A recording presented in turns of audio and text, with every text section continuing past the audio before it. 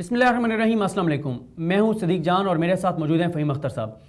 فہیم اختر صاحب election commission کو بڑے قریب سے کور کرتے رہے ہیں، کور کر رہے ہیں۔ الیکشن 2013 کا معاملہ ہو، الیکشن 2018 کا معاملہ ہو، الیکشن میں بے ضابطگیوں کا معاملہ ہو، RTS کا معاملہ ہو، ان تمام چیزوں کو جن چند رپورٹرز نے بہت قریب سے دیکھا ہے، اور خاص طور پہ الیکشن کی رات 2018 کی بھی پوری رات، اگلا پورا دن، اس کے بعد جو دوسری رات تھی، اس رات دن، دو راتیں، 2 دن کیا ہوتا رہا الیکشن کمیشن میں، اس کے بھی یعنی شاہد ہیں۔ اس پہ تو پھر کبھی ہم بات کریں گے ان سے کہ یہ جو بار بار بتایا جاتا ہے کہ RTS بیٹھ گیا تھا، اس کی حقیقت کیا ہے۔ لیکن آج فہیم صاحب کو ہم نے اپنے پروگرام میں اس لیے بلایا ہے کہ ان سے پوچھیں کہ یہ جو PTI کا فورن فنڈنگ کیس ہے،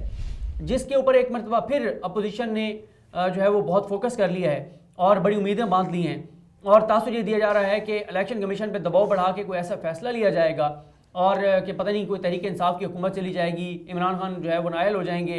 اور اس سے پہلے آپ کو پتہ ہے کہ ایک تجزیہ کار ہے ہمارے، انہوں نے بھی اس طرح کی خبر ایک دی تھی کہ فلاں تاریخ تک حکومت جو ہے وہ گھر چلی جائے گی فورن فنڈنگ کیس کے ذریعے۔ تو بات کرتے ہیں فہیم اختر صاحب سے۔ ایک تو فہیم بھائی آپ کا بہت شکریہ، آپ نے ٹائم دیا۔ دربارے آپ کی یہ بتائیں کہ یہ کیس کتنا سینسٹیو ہے اور اب تک اس پہ کیا پروسیڈنگز ہو چکی ہیں اور یہ معاملہ کہاں پر آ کے رکا ہوا ہے؟ بہت شکریہ صدیق بھائی، آپ نے پروگرام میں انوائٹ کیا، اور سب سے جو اہم بات ہے جو آپ نے پہلے بھی بتا دی کہ جو غیر ملکی فنڈنگ، بیسیکلی یہ غیر ملکی فنڈنگ نہیں ہے کیس، یہ ہے ممنوعہ فنڈنگ کا کیس۔ غیر ملکی فنڈنگ کسی بھی جماعت کو، سیاسی جماعت کو ہو سکتی ہے۔ اس کیس میں پولیٹیکل ہائپ تو بہت زیادہ ہے صدیق بھائی، لیکن اس میں کوئی قانونی طور پر اگر ہم دیکھیں کہ ابھی تک جو اس کیس کے جو درخواست گزار ہیں اکبر ایس بابر، وہ ابھی تک نہ تو الیکشن کمیشن میں یہ بیس کر سکے ہیں کہ ان کو ممنوعہ فنڈنگ ہوئی ہے، اور نہ ہی یہ سکروٹنی کمیٹی میں بیس کر سکے ہیں کہ ان کو کی غیر ملکی یا پھر ممنوعہ فنڈنگ ہوئی ہے۔ اچھا سوری، یہاں پہ رک کے تھوڑا سا یہ بتا دیں کہ غیر ملکی سے مراد آپ کہہ رہے ہیں کہ فورن نیشنلز کی بات ہو رہی ہے یا غیر ملکی حکومتوں کی بات ہو رہی ہے، یا یہ کیا مطلب اس کو آپ کس طرح؟ دیکھیں، غیر ملکی کی اگر آپ بات کرتے ہیں تو سب سے پہلے آپ کے ذہن میں آتا ہے کہ جو باہر سے جس طریقے سے بھی فنڈنگ ہوگی وہ انلیگل ہوگی۔ اب اوورسیز پاکستانیز ہیں، وہ پاکستانی شہری وہاں پر رہتے ہیں، وہ اگر فنڈنگ کرتے ہیں وہ بھی کسی حد تک جا کے غیر ملکی فنڈنگ کے پرائے میں آ جاتی ہے۔ اب یہاں پر بات یہ ہے کہ جو انلیگل یا پھر پروہیبٹڈ فنڈنگ ہے، اس میں آپ کسی ادارے سے، کسی کمپنی سے، کسی غیر ملکی شہری سے یا کسی حکومت سے فنڈنگ حاصل نہیں کر سکتے۔ لیکن یہاں پر جو پولیٹیکلی بات کی جاتی ہے صدیق بھی، وہ یہ کی جاتی ہے کہ PTI کو غیر ملکی فنڈنگ ہو رہی ہے، اس وجہ سے یہ اس پہ ثابت کی جاتی ہے۔ حالانکہ اوورسیز پاکستانیز اگر پاکستان میں کسی جماعت کو فنڈ کرتے ہیں تو وہ انلیگل نہیں ہوگی۔ انلیگل اس صورت میں ہوگی جب وہاں کی کوئی حکومت دے گی، کوئی کمپنی دے گی اور فورن نیشنل دے گا۔ اچھا یہ بتائیں کہ یہ کیس اب کہاں تک پہنچا ہوا ہے اس وقت؟ یہ آپ کو کیا لگتا ہے کب تک یہ کنکلوڈ ہوگا یا کیا صورتحال ہے؟ دیکھیں، الیکشن کمیشن کی تاریخ کا سب سے یہ اسے کہہ سکتے ہیں کہ ڈیلے ہونے والا یہ کیس ہے۔ نومبر 2014 میں اکبر ایس بابر نے پاکستان تحریک انصاف کے خلاف یہ کیس دائر کیا تھا، اور وہ جو بھی وجہ تھی، ان کی پارٹی سے اختلافات تھے یا نہیں تھے، جو نیو کمرز آئے تھے ان کی وجہ سے ان کے ایشوز ہو گئے تھے، تو انہوں نے یہ کیس دائر کیا کہ PTI کو کینیڈا، برطانیہ، UK اور USA اور سعودی عربیہ اور بڑے ممالک سے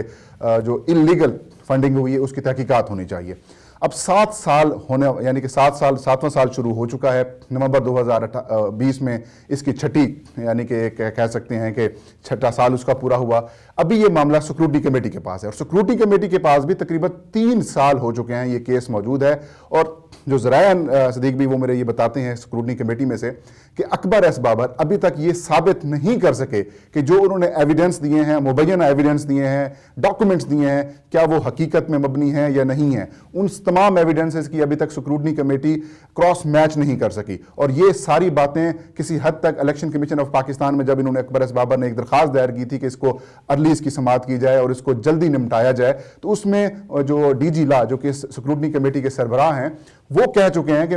ابھی تک ہم اس بات کو ثابت ہی نہیں کر سکے، نہ درخواست گزار ثابت کر سکے ہیں اور نہ ہم ثابت کر سکیں کہ جو ایویڈنس آئے ہیں یا یہ جو الزامات لگائے گئے ہیں تحریک انصاف کے اوپر کہ ان کو انلیگل فنڈنگ ہوئی ہے، وہ ابھی تک ثابت نہیں ہو سکی۔ تو کہانیاں ہیں، ڈیلیئنگ ٹیکٹس بھی چل رہے ہیں، ایک پولیٹیکل ہائپ بھی اس کی ملی ہوئی ہے۔ ظاہر ہے جو مسلم لیگ نون کے دور حکومت میں عمران خان کے خلاف 2-3 چیزیں تھیں، ایک وہ BRT تھا اور دوسرا یہی اکبر ایس بابر صاحب والا جو ممنوعہ فنڈنگ والا کیس تھا۔ اس کے اوپر تنقید ہوتی رہی ہے،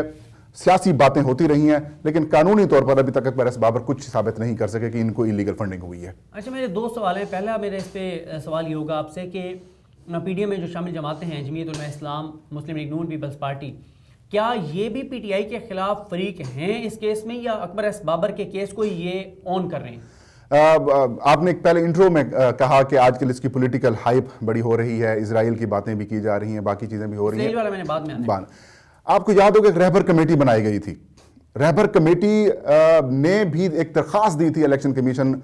میں کہ تحریک انصاف کے خلاف جو ممنوعہ فنڈنگ والا کیس ہے اس کو جلد نمٹایا جائے، جس کو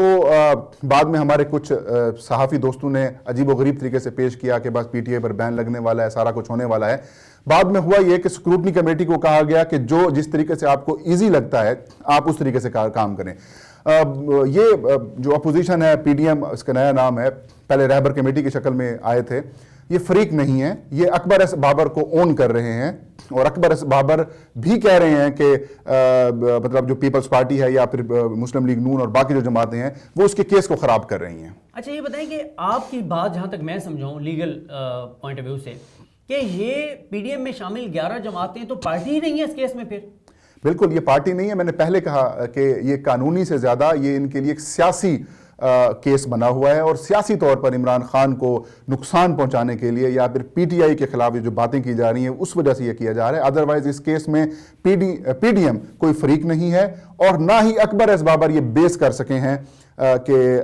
یہ کیس جو ہے جاندار ہے اور عمران خان کو نقصان ہو سکتا ہے۔ اب میں آپ سے بلکہ اسی جگہ پر آپ کے سوال کے بغیر ہی آپ کو میں جواب دینا چاہتا ہوں کہ کیس کیوں تاخیر کا شکار ہے۔ بالکل، کیس کی وجہ کیا ہے تاخیر کا شکار؟ پہلی وجہ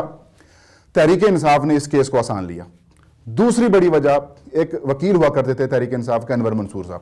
جتنا ڈیمیج انہوں نے پہنچایا ہے شاید ہی کسی نے پہنچایا ہو۔ آج کل شاہ خاور صاحب اس کیس کو دیکھ رہے ہیں، اور شاہ خاور کی وجہ سے جو اکبر ایس بابر ہے، جس کو میں پچھلے 6-7 سال سے کور کر رہا ہوں اس پورے کیس کو، ہر روزانہ جب بھی ہیئرنگ ہوتی تھی اس کے بعد یہ شیر بن کے نکلتا تھا، لیکن جب سے شاہ خاور صاحب آئے ہیں، ان کی ٹیم آئی ہے، انہوں نے تمام وہ ڈاکومنٹس، تمام جو الیکشن کمیشن آف پاکستان کے آرڈرز تھے یا سکروٹنی کمیٹی جو مانگ رہی ہے وہ سارا کچھ دیتے جا رہے ہیں۔ اس کے بعد اکبر ایس بابر اب تھوڑے سے پریشان ہیں، اور یہ کہنے پر مجبور ہو چکے ہیں کہ اگر الیکشن کمیشن سے مجھے تو کوئی امید نہیں ہے، اگر انہوں نے کچھ ایسا فیصلہ دیا تو پھر میں سپریم کورٹ سے رجوع کر لوں گا۔ اچھا مجھے فہیم صاحب یہ بتائیں کہ فضل الرحمان صاحب نے کل یہ کہا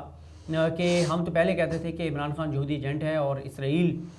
نے اس کو فنڈنگ کی ہے، اور اسرائیل کے پیچھے بھی قادیانی تھے، اور یہی بات احسن اقبال صاحب نے بھی کی۔ یہ بتائیں کہ ان دو جماعتوں کی طرف سے یا اکبر ایس بابر کی جانب سے کیا یہ کوئی ثبوت، یا پہلے تو آپ اکبر ایس بابر کو بتائیں کہ کیا انہوں نے یہ الزام لگایا ہے، یا اکبر ایس بابر کا یہ الزام ہی نہیں ہے اسرائیل والا؟ اور اکبر ایس بابر صاحب کا الزام اسرائیل والا ہے ہی نہیں۔ اکبر ایس بابر کا ٹوٹل الزام یہ ہے کہ انلیگل فنڈنگ ہو رہی ہے، وہ فنڈنگ ہوئی ہے جو پی ٹی آئی کے اکاؤنٹس میں اگر آئی ہے ان کو الیکشن کمیشن آف پاکستان میں ظاہر نہیں کیا گیا۔ انہوں نے کبھی بھی، میری رات بھی اکبر ایس بابر صاحب سے بات ہوئی تھی، وہ یہی کہہ رہے تھے کہ میں نے کبھی الزام نہیں لگایا کہ ان کو یہودی فنڈنگ ہو رہی ہے، یہ تو مولانا فضل الرحمان کہہ رہے ہیں، حنیف عباسی کہہ رہے ہیں، یا مسلم لیگ نون والے کہہ رہے ہیں، کہ میں نے یہ نہیں کہا۔ میں یہ کہتا ہوں کہ تحریک انصاف کو جو فنڈنگ ہوئی ہے جو انہوں نے الیکشن کمیشن آف پاکستان میں ظاہر نہیں کی، ان کو پبلک کریں اور ان کو کنفسکیٹ کریں۔ اچھا آپ یہ کہہ رہے ہیں کہ جس کیس کو یہ منطقی انجام پر پہنچوانا چاہتے ہیں، اس کیس میں، اس درخواست میں سرے سے اس کا ذکر ہی نہیں ہے اسرائیلی فنڈنگ اور قادیانیوں کی فنڈنگ کا، اور نہ ہی مسلم لیگ نون اور جے یو ایف نے کوئی ثبوت الیکشن کمیشن کو دیا ہے کہ اسرائیلی فنڈنگ یا قادیانیوں کی فنڈنگ، تو اس کا مطلب ہے یہ تو پھر ہوا میں باتیں ہوئی ساری۔ بالکل ہوا میں ہی باتیں ہیں۔ نہ مسلم لیگ نون کی جانب سے الیکشن کمیشن میں یہ بتایا گیا ہے کہ پی ٹی آئی کو اسرائیل سے یا پھر یہودی یا پھر قادیانی ان سے فنڈنگ ہوئی ہے، نہ اکبر ایس بابر کی طرف سے، نہ ہی جے یو آئی فے کی جانب سے۔ یہ میں نے پہلے صدیق بھی آپ کو کہا کہ ایک سیاسی کیس بن چکا ہے، ایک سیاسی تنقید کے لیے عمران خان کے اوپر یہ باتیں کی جا رہی ہیں، لیکن اس کیس میں نہ تو کچھ ابھی نظر آ رہا ہے اور نہ ہی مزید کچھ ہوگا۔ اور دیکھیں، میں نے جو الیکشن کمیشن آف پاکستان کے جو سکروٹنی کمیٹی کے کچھ ممبرز ہیں ان سے بھی میری بات ہوئی، میں نے کہا یار اس کا ایکسٹریم حل اینڈ کیا ہو سکتا ہے؟ تو ان کا یہ کہنا ہے کہ دیکھیں قانون بڑا واضح ہے، قانون یہ کہتا ہے کہ اگر آپ کو پروہیبٹڈ فنڈنگ یا غیر قانونی فنڈنگ یا ممنوعہ فنڈنگ ہوئی ہے تو اس کو الیکشن کمیشن یہ آرڈر کر سکتا ہے کہ اس کو کنفسکیٹ کر لیں، یا ایکسٹریم سچویشن یہ ہو سکتی ہے کہ آپ کو میس لیول کے اوپر جو فنڈنگ ہوئی ہے، پھر اس کے بعد ہوگا کہ الیکشن کمیشن ان کو ڈکلیئر کر دے گا یار ہاں اس میں فارن ایڈڈ پارٹی اگر کسی اس صورت میں ہو سکتا ہے اگر فارن ایڈڈ اس صورت میں ہو کہ وہاں کی جو ملک ہے، حکومت ہے، اور کسی بڑی تنظیم نے آپ کو غیر ملکی فنڈنگ کی ہوئی ہے، تو پھر اس کے اوپر کمیشن کہے کہ اس کو فارن ایڈ پارٹی ثابت ہو چکی ہے، لہٰذا اب یہ وفاقی حکومت اس کو بین کرنے کے لیے کام کریں. اچھا اس میں بھی سپریم کورٹ تک جائے گا معاملہ. اس میں ویسے یہ جو پوائنٹ ہے نا اس پہ ہم ایک الگ سے ویڈیو کریں گے کہ اگر ثابت ہو بھی جائے تو پروسیس کیا ہوگا. اور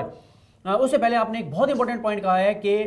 اگر تو کسی غیر ملکی شہری کو فنڈ دیا ہے اور وہ یہ پارٹی نہیں لے سکتی تھی تو ایکسٹریم سٹیپ یہ ہو سکتا ہے کہ جتنا وہ فنڈ ہے وہ ضبط کر لیا جائے. دوسرا اگر ثابت ہو جائے کہ کسی ملک نے فنڈنگ کی ہے, کسی بڑی کمپنی نے کیا, اس پہ ہم الگ بات کریں گے. تو آخر میں جاتے جاتے یہ ضرور بتا دیں کہ الیکشن کمیشن نے ایک اجلاس طلب کر لیا ہے پی ڈی ایم کی دھمکی کے بعد. اس اجلاس میں کیا بات ہوئی اور کیا وہ اجلاس میں بھی ہونا ہے تو وہ کیوں طلب کیا گیا, اس میں کیا ہونے جا رہا ہے؟ دیکھیں پی ڈی ایم کی جانب سے صدیق بھی کچھ دن پہلے یہ اناؤنس کیا گیا کہ الیکشن کمیشن آف پاکستان کے سامنے 19 جنوری کو وہ ایک پروٹیسٹ کریں گے پی ڈی ایم کی تمام سیاسی جماعتیں, کیونکہ پی ڈی ایم کا یہ سمجھنا ہے کہ عام انتخابات 2018 میں ان کے ساتھ دھاندلی ہوئی ہے. تو الیکشن کمیشن آف پاکستان نے ان خبروں کے اوپر یہ سارا نوٹس لیا ہے اور ایک اہم اجلاس, اپنا سربراہی اجلاس طلب کیا ہے 6 جنوری کو. سکندر سلطان راجہ کی سربراہی میں ہوگا, چاروں جو ممبرز ہیں وہ بھی شریک ہوں گے, سیکریٹریٹ کے حکام بھی شریک ہوں گے, اور اس اجلاس میں پی ڈی ایم کی یہ جو ممکنہ جلسہ کیا جائے گا, احتجاج کیا جائے گا, اس کے حوالے سے سیکیورٹی کے ارینجمنٹس کرنی ہے, اگر کوئی جواب دینا ہے وہ جواب بھی دیا جائے گا. اور اس کے ساتھ ساتھ سب سے اہم معاملہ ہے سینٹ انتخابات 2021, اس کی تیاریاں بھی الیکشن کمیشن نے شروع کرنی ہے. اس اجلاس میں یہ بھی فیصلہ کیا جائے گا کہ کب الیکشن کرایا جانا ہے, تیاریاں کیا کرنی ہیں, اور جو باقی پروسیس ہے وہ بھی پورا کیا جائے گا. اس کے ساتھ ساتھ پنجاب میں جو بلدیاتی انتخابات صدیق بھائی ہونے ہیں, جو کہ رکا ہوا ہے معاملہ کئی عرصے سے, اس کی حلقہ بندیوں کا معاملہ بھی اٹکا ہوا ہے, اس کا بھی فیصلہ ہوگا. اور پنجاب کے جو لوکل گورنمنٹ کے حکام ہیں ان کو بھی الیکشن کمیشن آف پاکستان نے طلب کیا ہوا ہے. جی آپ نے سنا فہیم اختر صاحب کو, یہ اپنے یوٹیوب چینل پہ بھی انفارمیشن دیتے رہتے ہیں روزانہ کی بنیاد پر. آج ہم نے ان سے الیکشن کمیشن کے معاملات, احوال, صورتحال, تازہ ترین اپڈیٹس کے بارے میں جانا ہے. فہیم صاحب آپ کا بہت شکریہ, اور انشاءاللہ سیاست.pk کے پلیٹ فارم سے یہ سلسلہ جاری رہے گا. اسی طرح سے ہم مختلف رپورٹرز کو بلا کر ان سے بات کرتے رہیں گے, معلومات لیتے رہیں گے اور اب تک پہنچاتے رہیں گے. ہمیں اپنی دعا میں یاد رکھیے. اللہ حافظ.